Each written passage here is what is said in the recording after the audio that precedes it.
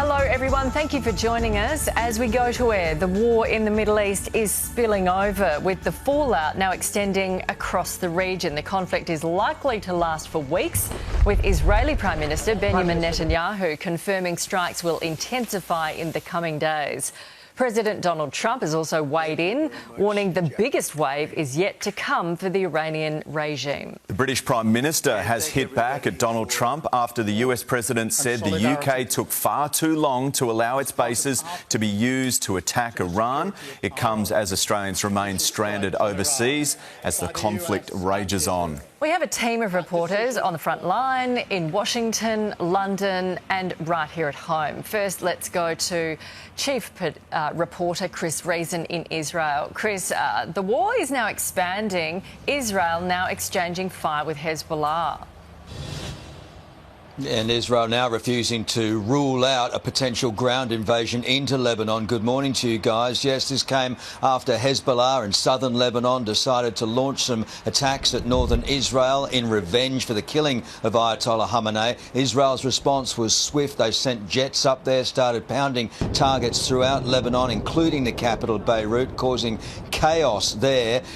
Israel saying that Hezbollah has gone too far. They will regret this. Meanwhile, in Iran, they continue to pound their targets as well today, sending a total of 3 drones, attack drones, to Cyprus to attack a British base, air base there.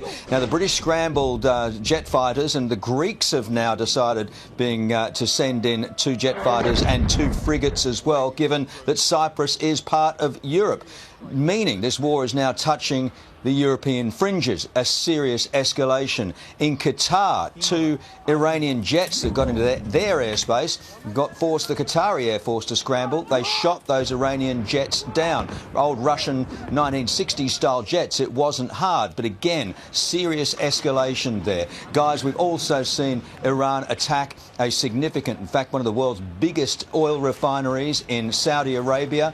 2 attack drones there that were shot down into that area. It's caused fires, and it's causing chaos as well on world oil markets.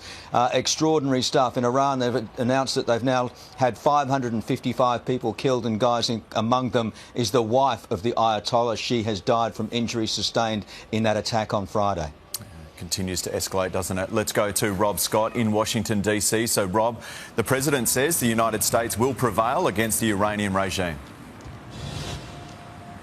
Yeah, that's exactly right, Shervo. We've just seen the President. He was at a Medal of Honor ceremony at the White House behind me within the last hour. The first time that we have seen him make any public comments since he authorised the strikes on Iran last week. He says that the offensive is continuing at pace and is well ahead of schedule. He made the point that initially he was told it could last 4 to 5 weeks, but now he is saying that the US military has the capability to continue on for longer than that if necessary. And also, importantly today, he is not ruling out the possibility of sending US boots on the ground. So that is a major development. The President also confirmed that the strikes have now taken out 10 of Iran's naval ships, but sadly the US death toll has now increased from 3 to 4. So 4 US troops killed in this offensive, 18 wounded. He says that this mission will continue in their honour. The President also making the point that the United States will prevail. He is confident of that, but he says he still has not unleashed fully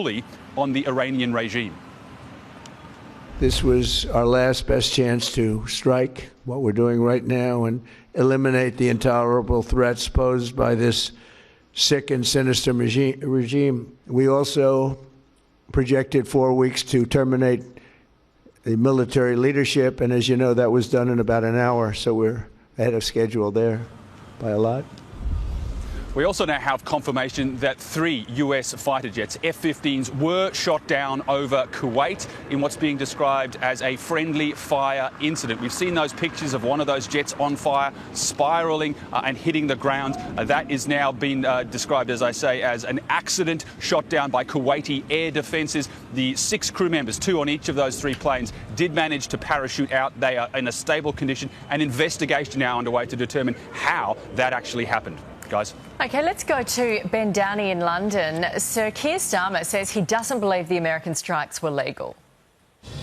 No, it doesn't. Good morning. This was quite the rebuke from Keir Starmer, who told Parliament the reason why Britain didn't join the American and Israeli strikes is because his government, quote, doesn't believe in regime change from the sky. The British Prime Minister vowing his troops won't be involved in any attacks, only US personnel performing defensive strikes from British bases against Iranian missile sites.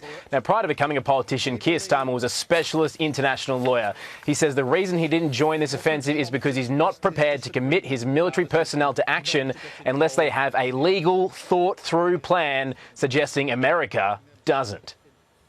To be clear, I am not prepared to commit our military service people to action unless I am sure that what they're doing is lawful and has a viable basis. It is a remarkable change in tone from Keir Starmer, who until now has had a famously good relationship with Donald Trump, a relationship that's really being tested by this political friendly fire from both sides of the Atlantic. Yeah, it certainly is. Thank you, Ben. Now back home, let's go live to Isabel Mullen in Canberra. So, Izzy, there are calls for those stranded Australians to be repatriated by any means necessary.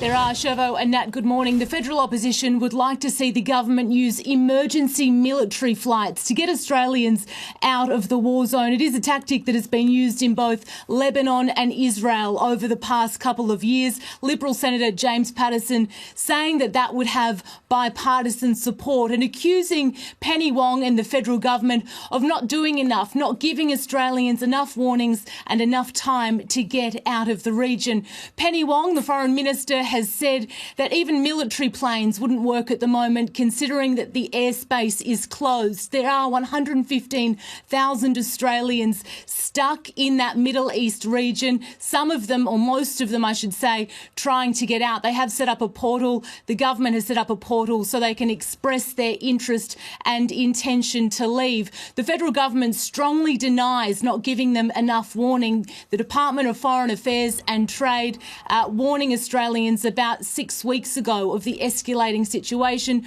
Penny Wong holding a press conference around the same time, warning of these airspace closures and flight cancellations. Guys. OK, thanks to our team of reporters there. Back